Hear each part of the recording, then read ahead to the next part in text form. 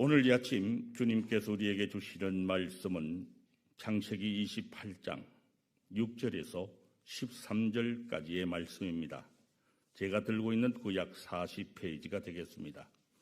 오늘 아침 이 말씀으로 아름다운 만남이라고 하는 제목으로 함께 은혜를 나누고자 합니다.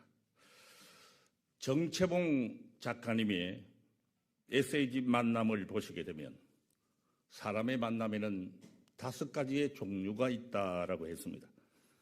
그 중에서 가장 잘못된 만남은 생선 같은 만남이라고 합니다. 처음에는 살아서 싱싱하지만은 금방 상하고 비린내가 나는 생선처럼 시기하고 질투하고 싸우며 원한만을 남기는 만남을 말합니다. 한마디로 만나서는 안 될 만남이다라는 뜻이지요. 가장 시간이 아까운 만남은 지우개 같은 만남이라고 합니다. 아무런 의미도 없고 곧 기억에서 지워지는 시간이 아까운 만남입니다. 그리고 만남 중에서도 가장 비참한 만남은 건전지 같은 만남이라고 했습니다. 쓸모가 있을 때에는 들고 다니다가 필요가 없으면 휴지통에 던져버리는 수지타산적인 만남을 일컫습니다. 가장 조심해야 할 만남은 꼬송이 같은 만남이라고 합니다. 피어 있을 때는 화려하지만은 곧 치고 마는 끝이 안 좋은 만남입니다. 이렇게 5종류의 만남 중에서 가장 아름다운 만남은 손수건 같은 만남입니다. 슬플 때는 눈물을 닦아주고 힘이 들 때는 흘러내리는 땀을 닦아주는 서로가 서로를 의지하는 아름다운 만남을 손수건 같은 만남이라고 표현하고 있습니다. 성도 여러분, 모세는 하나님의 사명을 받기 전에 호렙산에서 하나님을 만나는 체험을 했습니다. 사명을 받기 전에 우리는 하나님과의 진정한 만남이 있어야 합니다. 하나님과의 만남은 모세가 자신의 신발을 벗었듯이 거룩하신 하나님의 존재에서 우리의 옛사람과 세속적인 모든 것을 벗어버리는 데서 시작이 되어야 합니다. 이사야는 하나님과 대면하는 자리에서 부정한 입술과 제약을 참여하고 베드로는 주님을 만날 때 나는 죄인으로서이다 라고 회개했습니다. 하나님과의 만남은 우리 자신의 현재의 모습을 보고 회개하게 하십니다. 하나님은 우리의 수많은 만남 가운데 임하시고 만남 가운데 역사하십니다. 복음 전파도 만남에서 시작되는 경우가 아주 많지요. 복음 전파의 많은 열매와 삶을 더욱더 풍요롭게 하고 하나님의 일을 이 땅에서 해나가는 아름다운 만남을 위해서 기도하시는 삶을 살아가시는 우리 모두가 되시기를 오늘 이 아침에 간절히 소망해 봅니다. 오늘 본문에 등장하는 야곱은 드디어 이삭의 축복 속에 바단 아람으로 떠남으로써 그의 파란만장한 20년간의 나그네 생활이 시작됩니다. 야곱은 어찌하든지 이삭으로부터 장자의 축복만 받으면 앞으로 자신의 인생이 평탄하리라 기대했습니다. 장자의 축복은 하나님께서 아브람과 이삭에게 주신 가나안 땅과 자손에 대한 언약의 계성이라는 점에서 야곱의 그러한 기대는 더욱 그러했을 것이라는 짐작이 듭니다. 그러나 야곱의 그러한 기대와는 달리 그는 에서의 보복을 피해서 도망을 해야 했고 몇 날 동안이라고 한 리브가의 말과는 달리 무려 20년의 세월 동안 고통스러운 객지 생활을 해야만 했습니다. 그것은 그가 언약의 계승자인 것은 사실이긴 하지만은 아직은 언약의 계승자로서의 합당한 인격을 갖추지 못해서 그에게 필요한 연단을 받아야 했기 때문입니다. 이것은 마치 모세가 이스라엘의 출애굽 지도자가 되기 위해서 미디안 광야에서 40년간 연단받아야 했던 것과 같습니다. 그와 마찬가지로 우리들도 하나님 나라를 차지하기 위해서는 이 세상에서 사는 날 동안에 연단을 받아야 합니다.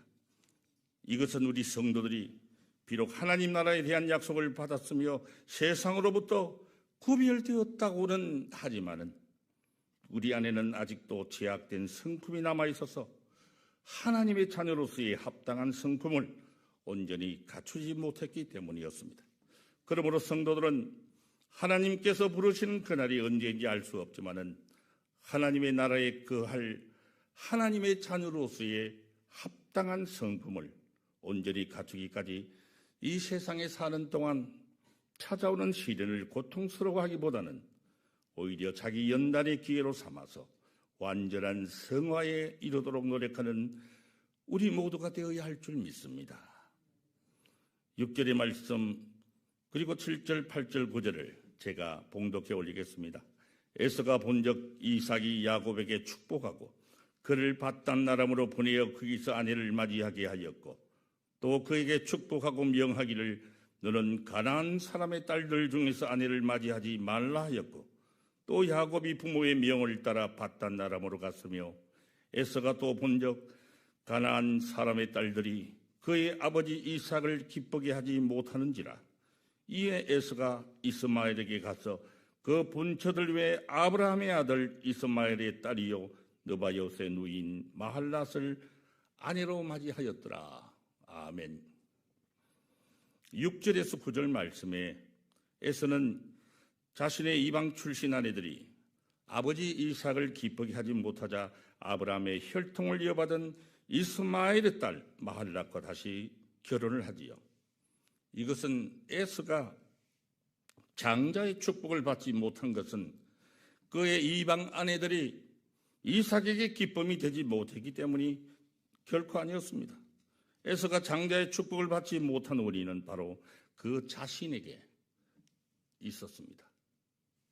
그는 본래 하나님의 거룩한 언약을 계승할 이삭의 장자였습니다. 그러나 순간적인 육체의 만족을 위해서 장자의 권리를 팥죽 한 그릇에 팔아버림으로써 하나님께 버림받음은 물론 장자의 축복까지 야곱에게 빼앗기고 말았던 것입니다. 그러므로 그는 장자의 축복이 야곱에게 넘어간 적시 자신의 잘못을 깨닫고 회개해야만 했습니다. 그러나 그는 자신의 잘못을 깨닫고 회개하기는커녕 장자의 축복을 빼앗긴 원인을 자기의 아내들에게 돌림으로써 문제 해결하기는 고사하고 더욱더 돌이킬 수 없는 길로 가고 말았습니다.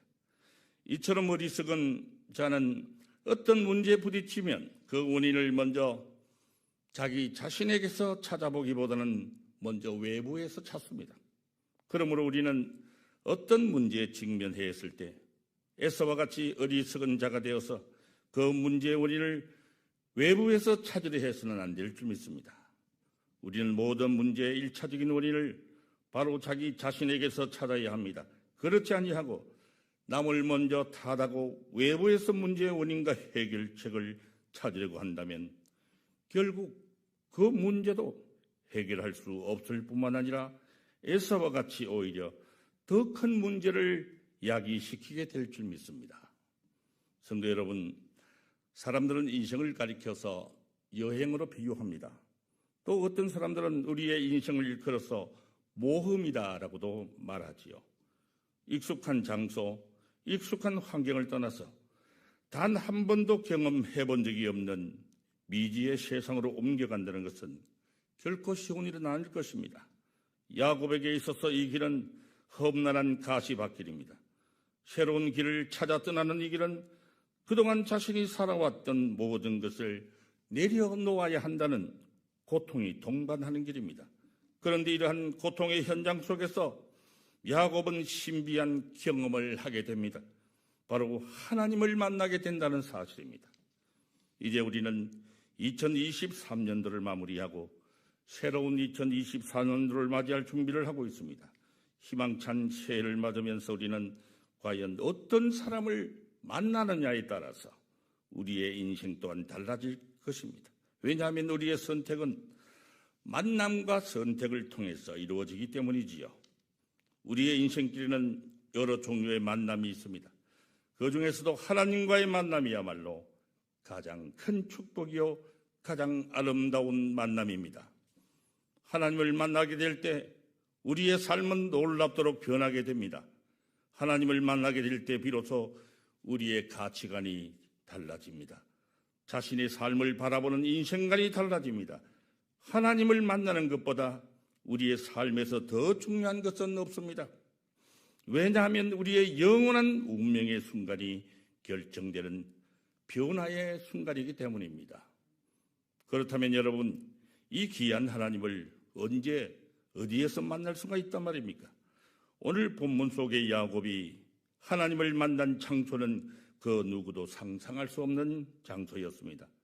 야곱이 브엘세바에서 떠나 하란으로 향하여 가더니 한 곳에 이르러는 해가 진지라 거기서 유숙하려고 그곳에 한 돌을 가져다가 베개로 삼고 거기 누워 자더니, 야곱은 지금 외삼촌이 살고 있다는 하란 땅을 향해서 무작정 도망을 가는 중입니다. 자신을 죽이려 하는 형 에서의 눈을 피해서 사랑하는 어머니와 기약 없는 이별을 나눈 것입니다. 이제 언제쯤 이 고향 땅을 밟아 버리는지 기약할 수 없습니다. 아니, 어쩌면 이 길이 두 번 다시 오지 못할 마지막 길이 될지도 모릅니다. 11절을 보시면 서두에 한 곳에 이르러라는 표현이 있죠. 처음으로 집을 떠난 야곱이 어디가 어딘지를 알 수 없는 어느 한 곳에 이르게 된 것입니다. 일평생 집 밖을 떠나본 적이 없는 야곱이 돌베개를 베고 지금 광야에 누웠습니다. 새벽 이슬을 몸으로 맞으며 땅을 침대 삼고 하늘을 이불 삼아서 지금 돌베개를 베고 광야에 누운 것입니다. 야곱이 태어나서 한 번도 경험해 본 일이 없는 일입니다. 밤하늘에 떠 있는 수많은 별을 바라보면서 자신의 신세를 한탄했을 것입니다. 자신도 모르게 쏟아지는 별을 보면서 왈칵 눈물을 흘렸을 것입니다. 어쩌면 그에게 있어서 지금이야말로 가장 힘들고 어려운 순간인지도 모릅니다. 그런데 바로 가장 외롭고 고통스러운 이 순간, 그리고 그가 전혀 예상하지 못한 뜻밖의 장소에 어딘지도 몰라서 11절에 한 곳에라고 표현할 수밖에 없었던 바로 그 광야에서 야곱은 하나님을 만나게 됩니다. 저는 이것이 바로 인생의 신비라고 표현하고 싶습니다. 늘 하나님께서 우리들의 삶 속에서 고통의 순간에 찾아옵니다. 그 누구도 그에게 말을 걸어주거나 들어줄 사람 하나 없는 참으로 외롭고 쓸쓸한 광야.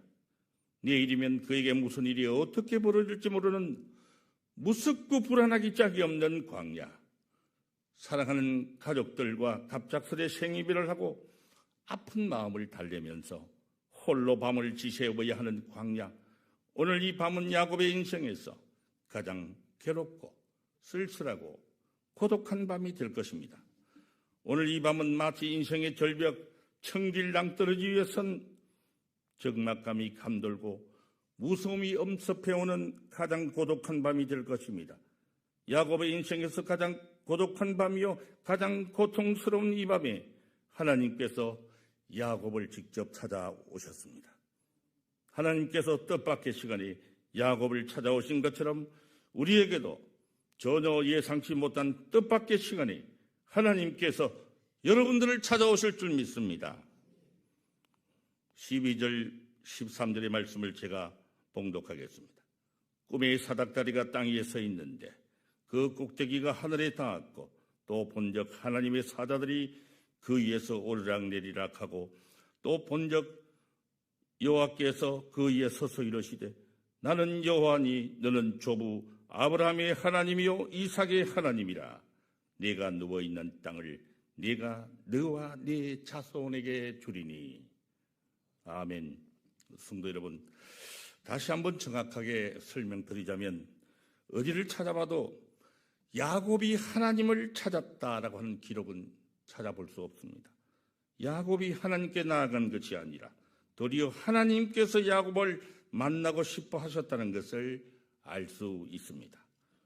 우리가 조금만 더 믿음의 눈을 가지고 오늘 본문 말씀을 살펴본다면 하나님께서는 야곱을 만나시기 위해 그를 전혀 상상조차 할 수 없는 이 광야로 이끄셨다는 사실을 알 수 있습니다. 야곱은 아버지 이삭과 형인 에서를 속인 자신의 커다란 실수로 인하여 가정으로부터 쫓겨나와 광야에서 헤매는 신세가 되고 말았습니다. 그러나 우리 하나님께서는 우리의 실수를 통해서도 능히 역사하신다는 사실을 오늘 본문을 통해서 가르쳐 두고 계십니다.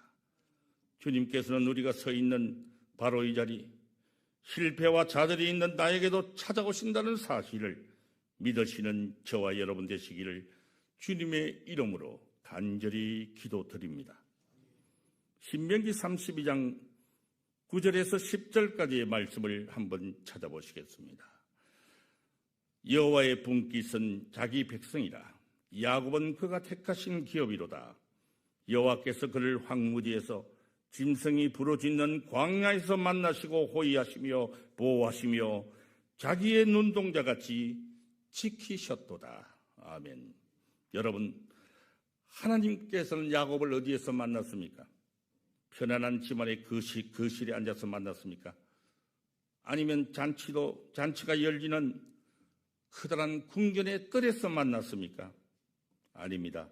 화려한 궁전도 편안한 집안도 아닌 외롭고 고독한 것, 아무것도 없는 허허벌판 황무지, 바로 무서운 짐승들이 울부짖는 그러한 소리가 들려오는 광야에서 야곱을 만나 주셨습니다. 그렇다면 광야는 어떤 곳입니까? 광야는 너무나 조용한 곳이지요. 참으로 황량하기 짝이 없는 곳입니다. 그런데 바로 그러한 장소에서 야곱이 하나님을 만난 것입니다. 하나님께서는 우리가 서 있는 지금의 이 자리에 우리를 찾아오십니다. 실패하고 쓰러지고 넘어져서 피를 흘리고 선 바로 이 자리에 우리를 찾아서 격려해 주시고 다독여 주시고 위로해 주신다는 사실입니다. 하나님께서는 자신의 백성을 만나 주시기 위해서 혹은 더욱더 가혹하게 훈련시키고 단련시키기 위해서는 우리를 광야로 인도하십니다. 광야는 바로 하나님의 훈련 학교지요. 우리는 평화로운 가정이나 익숙한 환경, 바쁘게 돌아가는 세상에서는 하나님을 만날 수 없습니다. 오로지 인생의 광야를 통과할 때만이 하나님을 만나게 됩니다. 그곳에서 비로소 우리의 자아가 깨어지고 하나님을 경험하게 됩니다. 바쁘게 돌아가는 세상 속에서는 결코 하나님을 만나볼 수 없습니다. 하나님께서는 야곱을 만나기 위해서 그를 조용한 광야, 나 홀로 있는 광야, 외롭고 쓸쓸한 광야로 인도하셨습니다. 야곱의 입장에서 볼 때는 분명 그가 있는 이곳은 아무도 없는 허로운 벌판 바로 광야였습니다. 바로 그러한 고통의 현장, 그 누구도 상상할 수 없는 고독한 그 현장에 찾아오셨습니다. 야곱은 현재 자신의 삶이 위기라고 판단했습니다. 사실 현실이 그러합니다. 사방을 둘러봐도 탈출구가 보이지 않습니다. 미래가 불투명합니다. 한치 앞을 예측할 수 없습니다.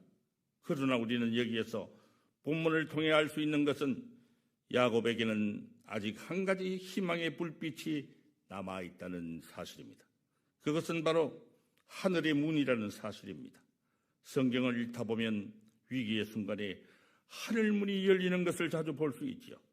세상을 살면서 힘들고 어려운 일에 부딪히거나 공경에 처할 때나 우리가 서로 믿고 따르던 사람이 갑자기 죽을 때 하늘 문이 열리게 됨을 봅니다. 성경 속에서도 그런 것이 여러 군데임을 발견하게 되는데요. 먼저 예레미야 33장 1절을 보시겠습니다.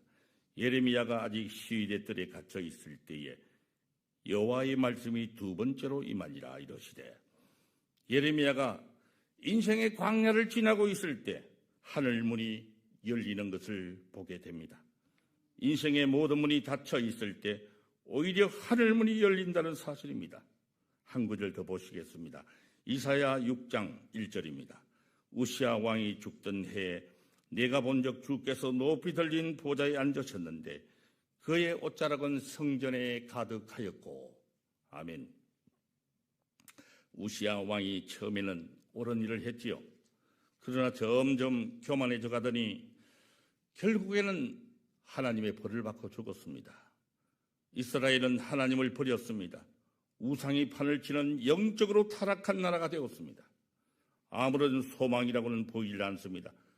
어디를 둘러봐도 희망의 출구를 찾을 수 없습니다. 이러한 때 이사야 선지자는 하늘문이 열려있는 것을 보았습니다. 이스라엘의 지도자 모세는 애굽에서 화려한 삶을 살고 있을 때 하나님을 만난 것이 아닙니다. 애굽의 왕자라는 모든 지위와 보화를 잃어버리고 광야에서 홀로 양을 치는 목자로 살아갈 때 주님을 만났죠. 야곱은 지금 두렵고 떨리는 가운데 아버지 이삭의 집을 떠나와서 한 번도 가본 적이 없는 광야로 들어갔습니다. 지금 현재 그는 자신의 인생에서 가장 두렵고 떨리는 순간을 맞고 있습니다. 야곱은 지금까지 한 번도 경험해보지 못한 인생의 새로운 길을 걸어가고 있는 것입니다. 사랑하는 성도 여러분, 오늘 이 새벽에 우리가 다시 한번 기억해야 할 것이 하나 있습니다. 오늘 본문 속의 야곱이 인생의 가장 큰 위기를 맞아 가장 힘들어하고 외로워하는 바로 그날 밤에 하나님께서 그를 찾아오셨다는 사실입니다. 그리고 훗날 어디가 어딘지도 몰랐던 그날의 그 장소는 하나님과의 아름다운 만남을 기억하는 베델이라고 하는 가장 멋진 이름을 가진 장소로 바뀌게 됩니다. 이제 2023년도가 저물어가고 있습니다. 새롭게 다가올 2024년도에는 우리 앞에 무슨 사건이 어떻게 펼쳐질지 야곱과 별반 다르지 않습니다. 어떠한 사건과 상황들이 우리를 기다리고 있을지 아무도 알 수 없습니다. 그러나 하나님께서 야곱과 함께 하셨듯이 우리의 삶의 여정에 주님과 함께 하실 것이라는 담대한 믿음으로 새해를 맞으시는 저와 여러분 되시기를 간절히 소망합니다. 내년 한 해를 잘 마무리하시고 뒤돌아보았을 때 하나님과 함께한 베델의 한 해였노라고 고백할 수 있는 하나님과의 복된 만남, 아름다운 만남의 새해가 되시기를 주님의 이름으로 축복하며 축원드립니다.